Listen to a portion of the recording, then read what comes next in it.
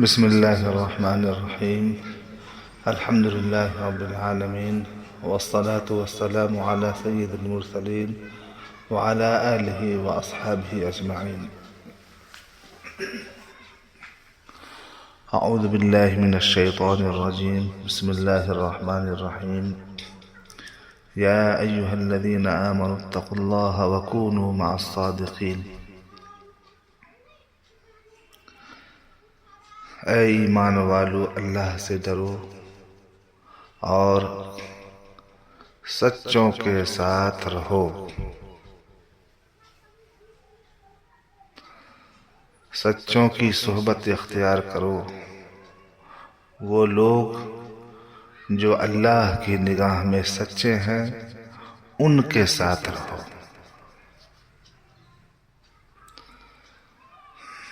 آج کی گفتگو کا موضوع ہے،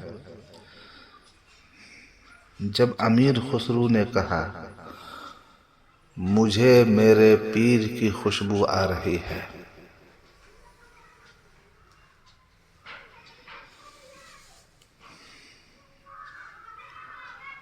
اہل اللہ سے محبت اور خصوصاً اپنے پیر و مرشد سے محبت در حقیقت اللہ کی محبت کو پانے کا زینہ اور سیڑھی ہے۔ جسے اپنے شیخ سے سچی محبت ہوگی اس کے لیے خدا کی محبت کو پانا اور حاصل کرنا بہت ہی سہل ہو جائے گا۔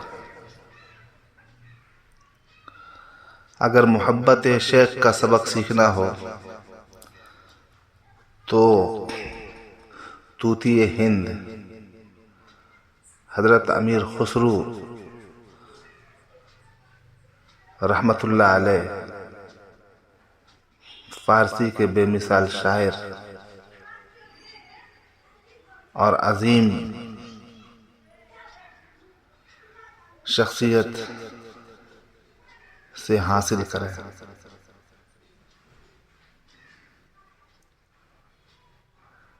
اپنے شیخ سے محبت کیسی ہو حضرت امیر خسرو کی زندگی سے سیکھیے۔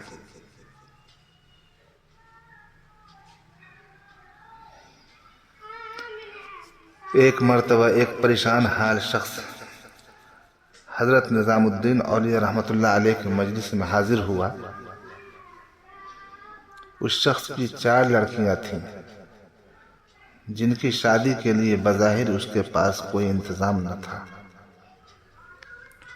یہ سوچ کر کہ حضرت کی بارگاہ سے کوئی انتظام ہو جائے گا، بڑی امید کے ساتھ حاضر ہوا اور اپنا مقصد بیان کیا۔ حضرت کے پاس اس وقت کوئی مال و زر نہیں تھا جس سے اس کی مراد پوری ہوتی ہے، اس لیے اپنی جوتیاں اس کے حوالے کر دیں۔ جوتیوں کے حوالہ کرنے میں کیا راز تھا اور ان جوتیوں کے ذریعے اسے کیا کچھ عطا کر رہے تھے، اس باریکی کو تو اہل نظر ہی سمجھ سکتے ہیں۔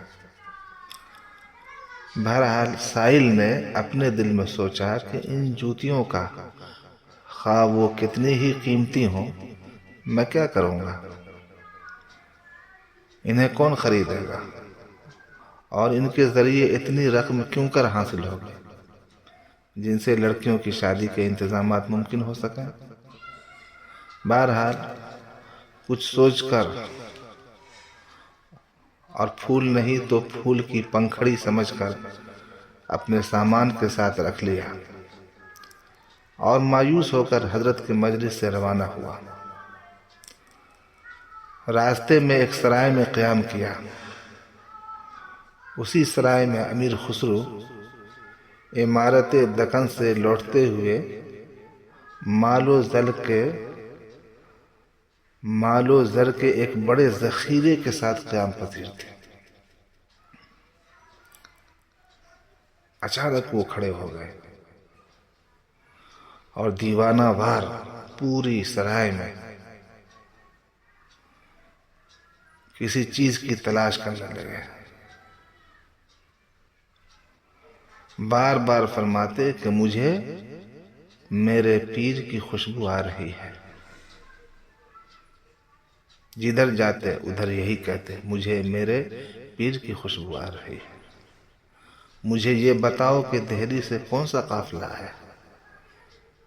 اس پریشان حال شخص نے کہا، دہلی سے میں آیا ہوں، اور سارا ماجرا بیان کیا۔ امیر خسرو نے فرمایا کہ ان جوتیوں کو میرے ہاتھ اپنی منہ مانگی قیمت میں بیچ دو۔ اس شخص نے کہا کہ ان کی قیمت جو آپ مناسب سمجھیں دیں، جو آپ مناسب سمجھیں دے دیں۔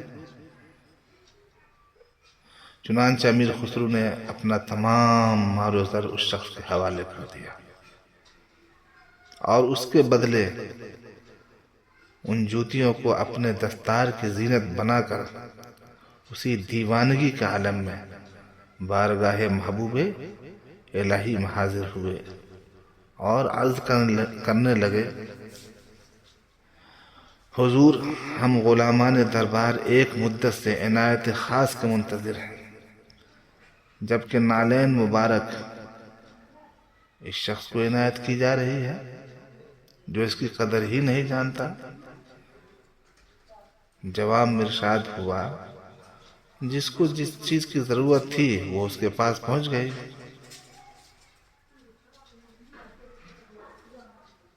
پھر فرمایا، اے خسرو، اسی لیے تو میں ساری دنیا سے تنگ آ جاتا ہوں، لیکن میں تم سے تنگ نہیں آتا۔ غور کیجئے، کتنی بڑی بات ہے۔ ہائے ہائے، جوتیوں کے عوض زر کثیر دے دینے کی بابت مخلوق کے استفسار پر کہ بے شمار دولت ایک جوڑی جوتیوں کے عوض دینے میں آخر کون سی مصلحت تھی؟ امیر خسرو نے فرمایا، اس ظاہر بین کو کیا معلوم کہ ان جوتیوں کی قیمت کیا ہے؟ اگر جانتا تو اتنے کفایت داموں میں نہ دیتا۔ سچ تو یہ ہے کہ اگر وہ اس زر کثیر کے علاوہ مجھے بھی اپنی غلامی میں مانگتا تو میں وہ بھی کر گزرتا۔ یہ فرمایا، سچ تو یہ ہے کہ اگر وہ اس زر کثیر کے علاوہ مجھے اور میری شخصیت کو بھی اپنی غلامی میں مانگتا تو وہ بھی میں کر گزرتا، لیکن ہر قیمت پر اپنے شیخ کامل کی جوتیوں کو حاصل کر لیتا۔ کاش کہ ایک سعادت مند مرید کی ایسی بے مثال عقیدت مندی و قدردانی اور شیخ کامل کی ایسی نظر عنایت ہر طالب راہ سلوک کو نصیب ہو جائے۔